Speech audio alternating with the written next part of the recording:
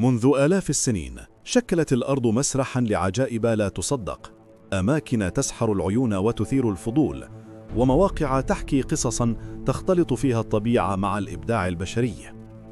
في هذا الفيديو سنأخذكم في رحلة عبر أغرب وأروع أماكن كوكبنا. استعدوا للمفاجآت.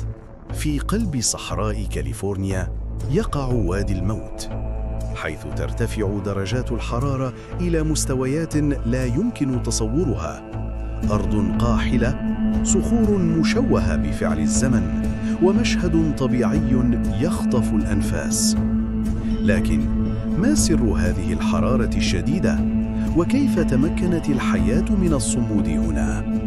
بحيرة ناترون، المياه فيها حمراء وصفراء وكأنها لوحة سريالية. درجة حموضة عالية تجعل أي كائن يقترب يتحجر فوراً، أما الطيور فترقص فوق الماء بلا خوف.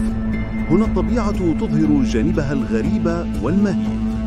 جبال أرشال أعمدة صخرية ترتفع نحو السماء كأنها أبراج سحرية، تكونت عبر ملايين السنين بفعل التعرية، لكنها تبدو وكأنها منحوتة يدوياً من قبل قوى خارقة. لا عجب أن هذا المكان ألهم رسامي أفلام الخيال العلمي.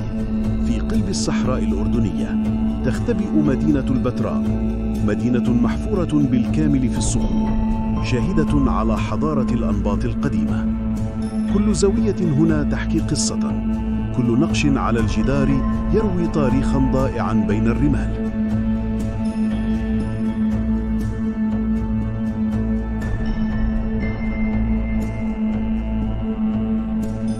صحراء أتاكاما الأكثر جفافاً على الأرض، لا مطر، لا حياة، فقط أرض صلبة وسماء مليئة بالنجوم. لكن في هذه القسوة تكمن عجائب علمية، مختبر طبيعي لرصد الكواكب والنجوم، حيث تبدو السماء أقرب مما نتصور.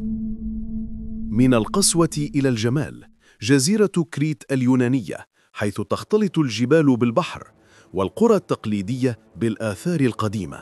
مكان ينبض بالحياة ويجمع بين التاريخ والطبيعة في لوحة خلابة لا يمكن نسيانها. هذه كانت لمحة عن بعض من عجائب الأرض، أماكن تكشف لنا أسرار الطبيعة وقوة الإنسان وجمال العالم الذي نعيش فيه.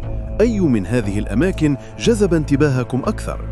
شاركونا رأيكم، واستعدوا لاكتشاف المزيد من عجائب كوكبنا في الفيديوهات القادمة.